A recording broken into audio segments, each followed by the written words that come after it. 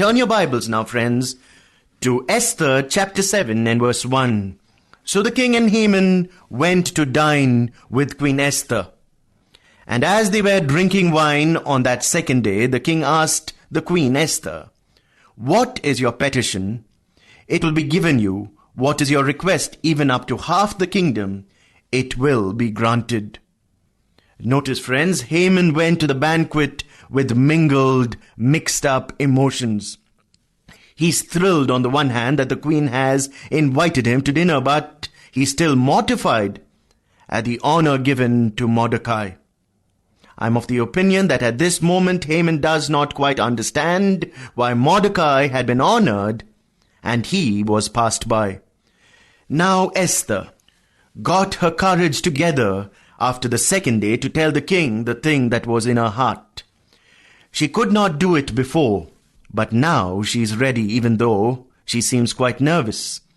Once again the king renews his overture to the queen. He says, "Queen Esther, what is your petition? And it shall be granted to you." Once again he offers her half his kingdom. This is the third time, you notice, the king has asked the Queen Esther what is on her mind. Verse 3, "Then Queen Esther answered, 'If I have found favor with you, O king, and if it pleases your majesty, grant me my life. This is my petition, and spare my people. This is my request.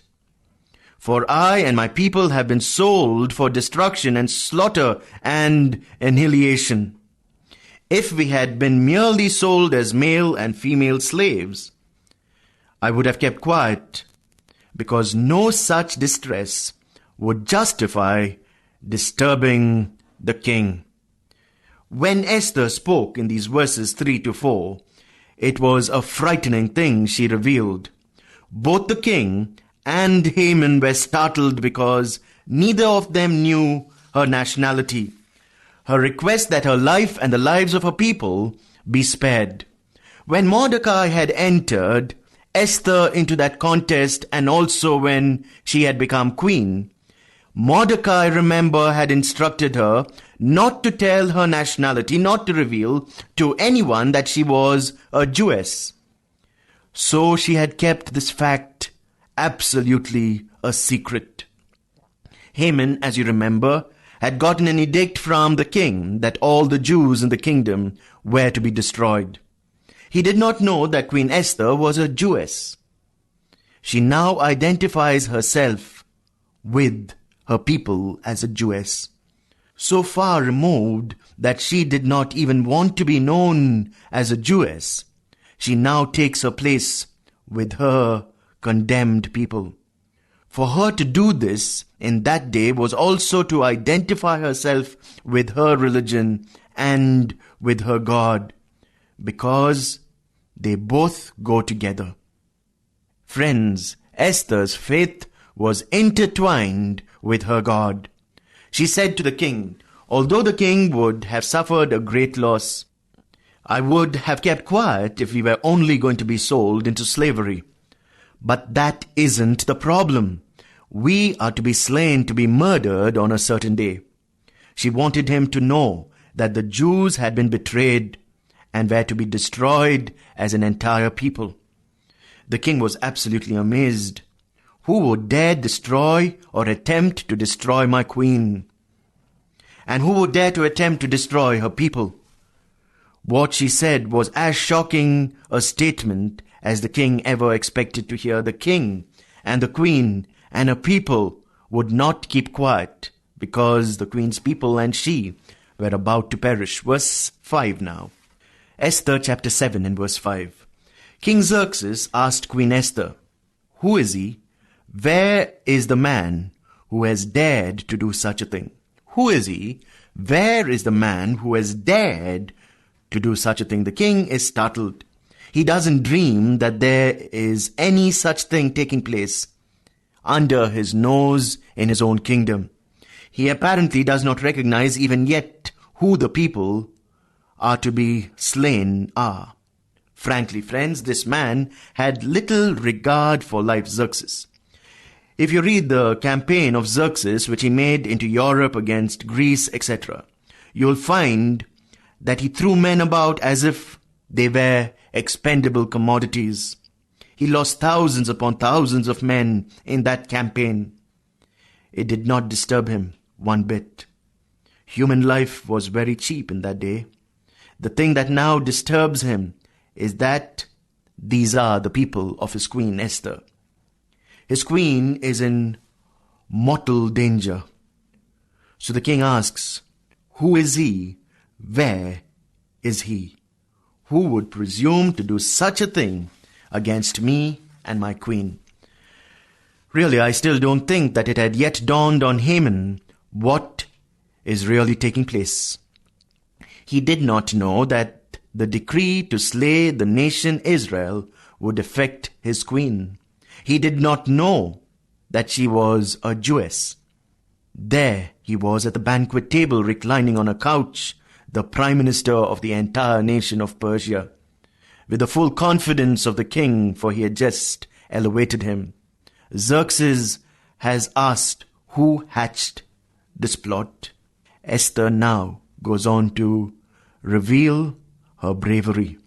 Remember, she's putting her life on the line by answering the king's question now. Verse 6. Esther said, the adversary, the enemy, is this vile Haman. Then Haman was terrified before the king and queen. Haman had no answer for that. He was dumbfounded to learn that Esther is Jewish. Mount Rushmore is beginning to crumble. God is moving behind the scenes. God is watching over his own. No weapon formed against Israel will prosper. God is going to bless those who bless the Jews. He's going to curse those who curse his people. The providence of God and providence alone is going to keep the children of Israel as a saved and secure nation. The king is so startled at the sudden turn of events that he leaves the banquet table and gets into the garden. After all, he is implicated to a certain extent because he pronounced the edict. And so he leaves to think this matter over calmly and quietly. The king got up in a rage, verse 7, left his wine, went out into the palace garden. But Haman, realizing that the king had already decided his fate, stayed behind to beg Queen Esther for his life. Haman stays behind when the king departs into the garden. The king needed to think things through. He simply could not believe that Haman, of all persons, his prime minister, his right-hand man, would betray him and do such a thing. But the queen had begged and pleaded for her life because of Haman. He, the king, believed his queen more than he did his prime minister. The king needed time to cool off a little so that he could think clearly about Esther's plight and about Haman, the trusted advisor, the prime minister. While the king was walking in the garden, Haman stood up to make request for his life to the queen. This man, who was so glib in asking that others be put to death, now becomes like a slave. He's trembling. He grovels at the feet of the queen. He realizes that the king is not going to let this thing pass and that evil is determined against him. He knows that the queen is his only hope, the last straw. He's mad with fear. So he gets down on his knees, grovels to plead for his life in a craven way. Verse 8. Just as the king returned from the palace garden to the banquet hall, Haman was falling on the couch where Esther was reclining. The king exclaimed, "Will he even molest the queen while she is with me in the house?" As soon as the word left the king's mouth, they covered Haman's face. As soon as the word left the king's mouth, they covered Haman's face. As Haman was begging for his life, friends, he could see that he was getting nowhere. He knew he was going to be punished for the evil he had done. So in his madness, in his absolute despondency, he began to pull himself up on the couch of the queen to beg her on hands and knees.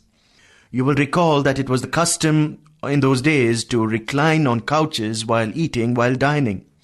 About this time the king returns and he sees Haman and the queen. A strange sight. Will he force the queen also before me in the house? The king asks. Haman, coward that he was clawing in terror at her couch, Esther's couch. He was beside himself with fear. The king says in effect, what in the world is this man trying to do? He tried to murder an entire race, and now he's trying to take the queen before my own eyes. Verse 9. Then Harbona, one of the eunuchs attending the king, said, a gallows 75 feet high stands by Haman's house. He had it made for Mordecai, who spoke up to help the king. He had it made for Mordecai, who spoke up to help the king. The king said, hang him on it. Notice the poignancy of verse 10 and be amazed, friends, for this is the way God works. He moves in ways that are mysterious. Verse 10, so they hanged Haman on the gallows he had prepared for Mordecai. Haman hanged on Mordecai's gallows. Then the king's fury subsided. The king did not waste any time.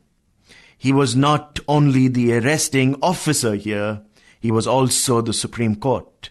Haman died the same night on the very gallows he had built for Mordecai, from banquet to gallows. This is a revelation of a great truth that runs all the way through the Word of God. You will fall into the pit you dig for others. Beware, as you sow, you will reap.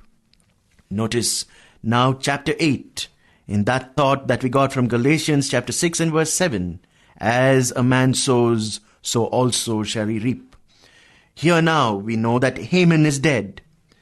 The threat of death still hangs over every Jew.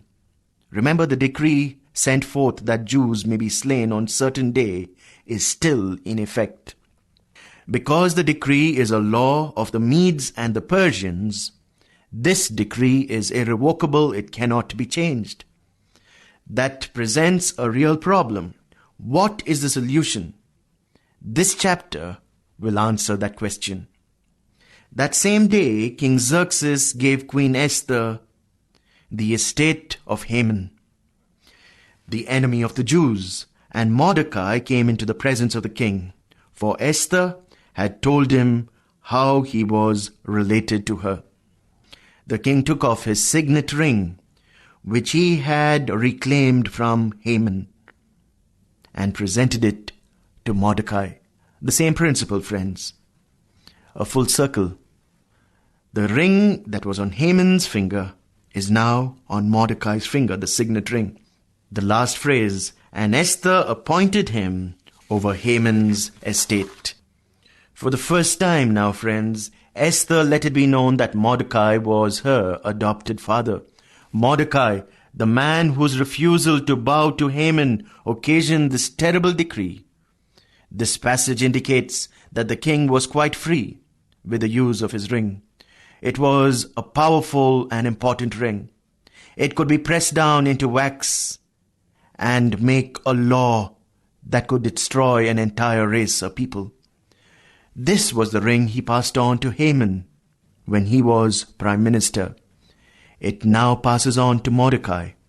I feel that the ring is in safe hands now. But the king certainly seems to be careless in passing it around. Verse 3. Esther again pleaded with the king, falling at his feet and weeping. She begged him to put an end to the evil plan of Haman the Agagite, which he had devised against the Jews. Esther cries to the king for help, but nothing could be done to change that decree. It could not be changed in any form or in any shape. Even the king could not change the law. Again the king is gracious and he extends his scepter. Verse 4. Then the king extended the gold scepter to Queen Esther, and she arose and stood before him. "If it pleases the king," she said, "and if he regards me with favor and thinks it the right thing to do, and if he is pleased with me, let an order be written overruling the dispatches that Haman son of Hammedatha, the Agagite, devised and wrote to destroy the Jews in all the king's provinces. For how can I bear to see disaster fall on my own people?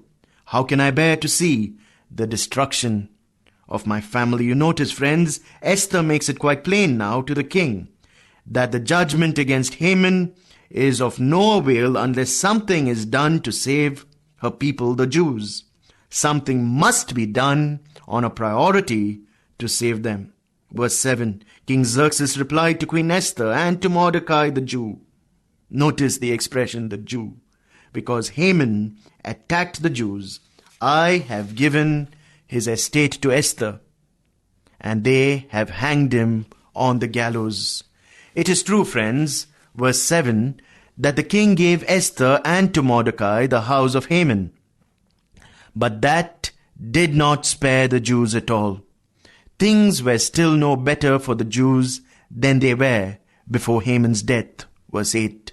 Now write another decree in the king's name in behalf of the Jews as seems best for you.